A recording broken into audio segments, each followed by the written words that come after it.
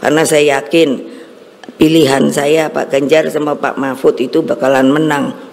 Kok bisa kalah ya?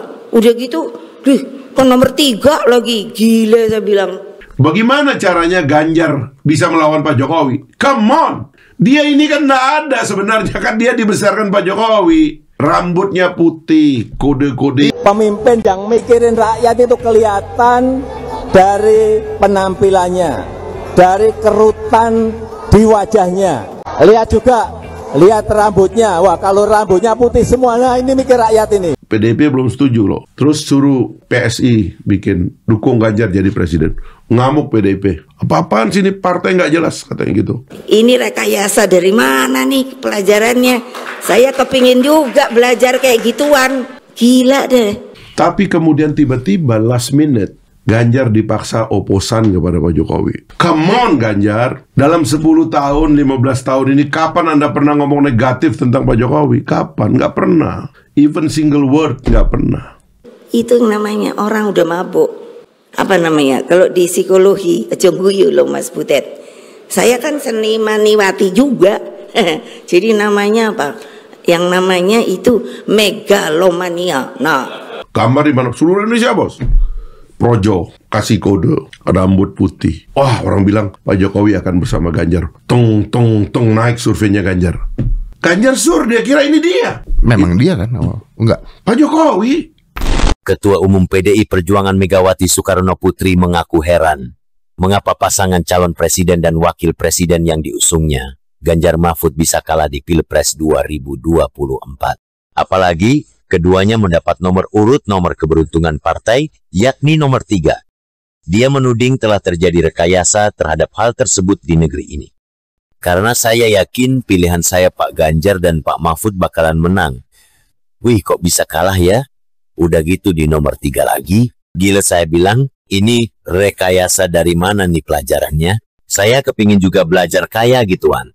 Sindir Megawati saat menyampaikan pidato politik saat HUT ke-52 PDIP di sekolah partai, Jalan Lenteng Agung Jakarta, Jumat 10 Januari lalu. Megawati berpendapat, sudah terjadi rekayasa oleh sosok yang dianggapnya sudah sangat berlebihan seperti orang mabok. Menurut teori psikologi, hal itu dinamakan megalomania. Gila deh, itu namanya orang udah mabok. Apa namanya kalau di psikologi? Megalomania. Jelas Megawati.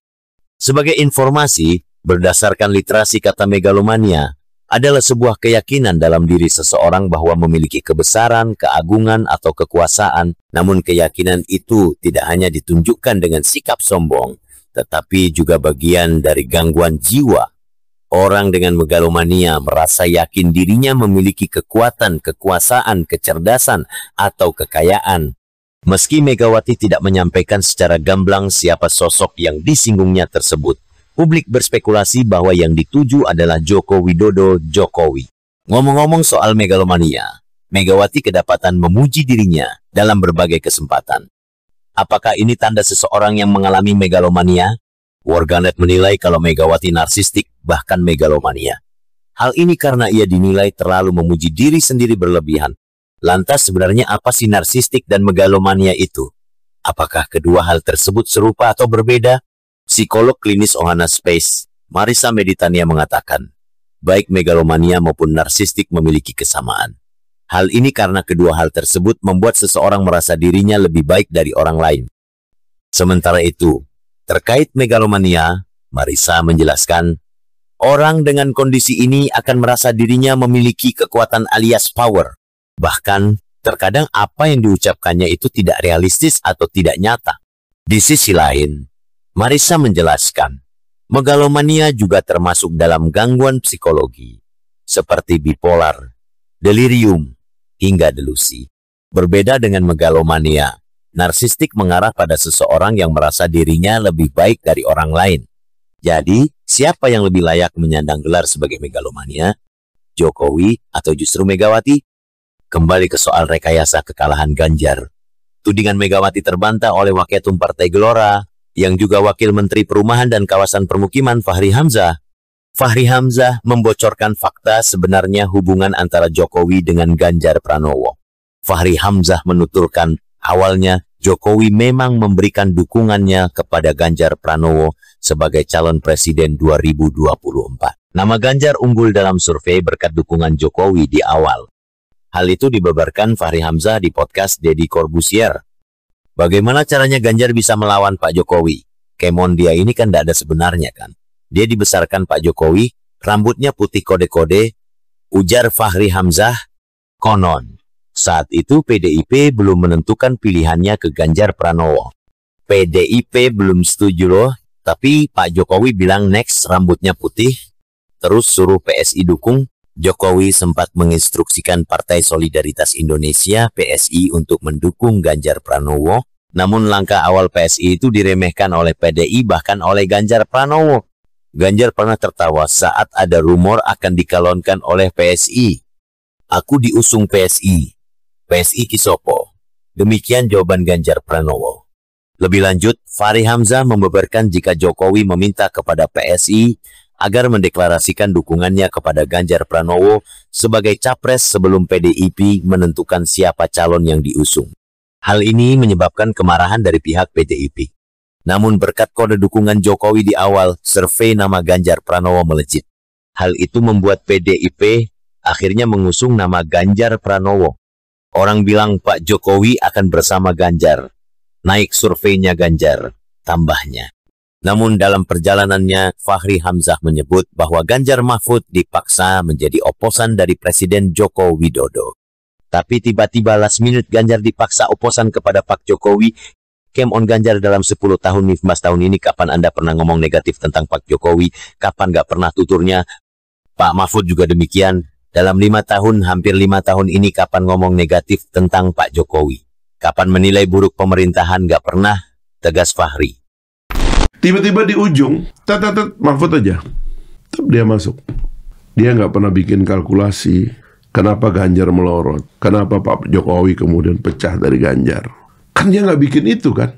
Akhirnya, kenapa saya akhirnya jadi berbeda sama Pak Jokowi. Dia nggak pasang sikap dari awal. Karena nggak pernah kepikiran bakal masuk. Nggak pernah kepikiran, dan dia itu loyal kepada Pak Jokowi.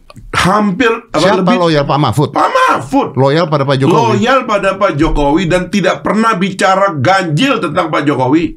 Semasa dia menjadi pejabat, dia adalah pembela Pak Jokowi habis-habisan. Tiba-tiba tiba-tiba ngomongnya lain.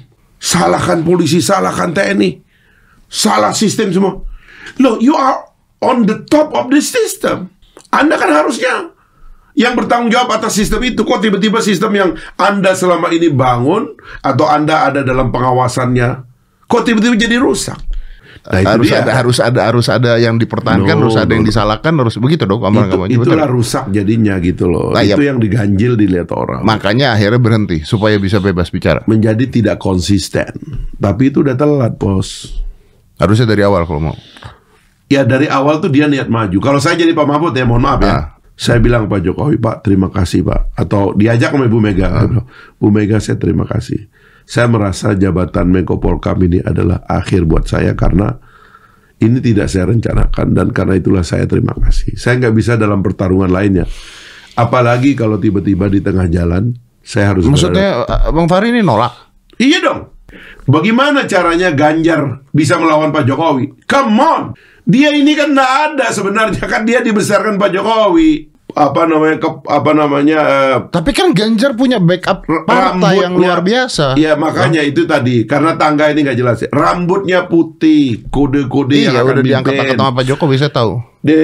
PDIP belum setuju loh. Betul, belum setuju. Ya? Belum setuju. Rambutnya putih, ya kan. Terus suruh PSI bikin dukung Ganjar jadi presiden. Ngamuk PDIP. Apa-apaan sini partai nggak jelas katanya gitu. Taruh sama si Yeni. Ngamuk orang. Gambar di mana? Seluruh Indonesia bos. Projo kasih kode rambut putih dalam sidang Projo. Wah orang bilang Pak Jokowi akan bersama Ganjar. Teng naik surveinya Ganjar. Ganjar dia kira ini dia. Memang dia kan? Enggak. Pak Jokowi. Iya maksudnya Pak Jokowi mau itu gabung dengan Pak Prabowo. Itu dia kan nggak ada sistemnya kan? Iya. Ya kan? Ini kan dia berada dalam satu situasi. Itu yang saya bilang ya. Partai politik kesalahan sistemnya adalah surrender dengan survei. Dalam sistem yang baik, kaderisasi, nominasi, survei, electability. Oke. Ini enggak, survei dulu, terus partai mengalah semua. Kamu kader-kadermu ngalah ya, karena ini surveinya tinggi. It's wrong. Dalam demokrasi itu kaderisasi, nominasi, ya, survei. Jadi tangga itu tadi kan, Tangga salah satu itu. tangga itu. Nah, karena tangga itu harusnya diperbaiki, semua jadi korban. Pak Mahfud jadi korban, Ganjar jadi korban, Anies jadi korban, Muhaimin jadi korban. Kenapa partai itu memilih Pak Mahfud? Kan pasti ada perhitungan positif dong, nggak mungkin dong. Ya, tapi kan spekulasi kan, seperti juga orang spekulasi seolah-olah karena Pak Prabowo milih Gibran kan. Tapi maksud saya kan kita bicara akhirnya Pak Mahfud dipenuhi oleh satu situasi di mana dia kena atau menjadi korban dari ketidakpastian yang dia izinkan berada dalam sistem politik. Kenapa Pak Mahfud mau? Ya itu yang saya nggak tahu gitu. Kalau saya jadi dia, saya akan bilang begitu. Cukup sudah Pak, saya sudah di sini. Silakan yang lain berkompetisi, saya akan mengantarkan dan loyal kepada Pak Jokowi sampai akhir karena sudah 4 tahun saya bersama Pak Jokowi dan saya ikut membantu membuat sistem ini untuk Pak Jokowi dan saya akan tuntaskan 5 tahun bekerja, habis itu saya akan ngajar. Misalnya kayak begitu. Tapi kemudian tiba-tiba last minute Ganjar dipaksa oposan kepada Pak Jokowi. Come on Ganjar. Dalam 10 tahun, 15 tahun ini, kapan Anda pernah ngomong negatif tentang Pak Jokowi? Kapan? Nggak pernah. Even single word, nggak pernah.